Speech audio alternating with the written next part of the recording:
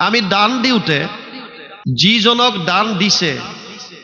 সেইজনৰ প্ৰয়োজন আছেনে নাই এই কথাটো এক নম্বৰ কথা যিজনৰ যিটো বস্তুৰ প্ৰয়োজন সেইজনক সেইটো বস্তু দান দিব লাগে আকৌ নিজে এটা চাব লাগে যে ইয়াক এই দানটো মই দিলে ইয়াকো এইটো অপকৰ্মত লগাব নেকি কোনোবাই সন্ধিয়া সময়ত যদি আপোনাৰ পৰা পূৰ্তি পানী খাবলৈ পইচা বিচাৰিছে তাক যদি আপুনি দি দিয়ে এইটো দান আপোনাৰ কামত নাহে কিয় আপোনাৰ পইচা লৈ গৈ সি মদ খালে আৰু মদ খোৱাৰ পাছত সি গৈ বেলেগৰ অপকাৰ কৰিলে গতিকে ইনডাইৰেক্টলি তাৰ সেই অপকৰ্মটোত আপুনিও হাত উজান দিলে দাতব্যমিতি যৎ দানম দিয়তে অনুপকাৰিণে দেশে কালে চ পাত্ৰে চ তদ্দানম সাত্বিকম স্মৃতম সপ্তদশ অধ্যায়ত কৈছে যে দান এনেকুৱা হ'ব লাগে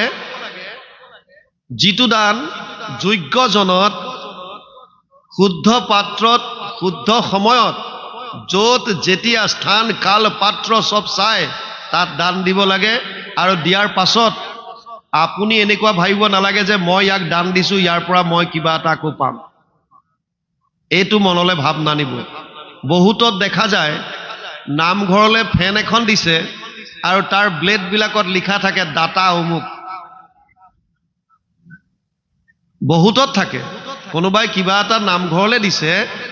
তাত লিখি দিয়ে দাতা অমুক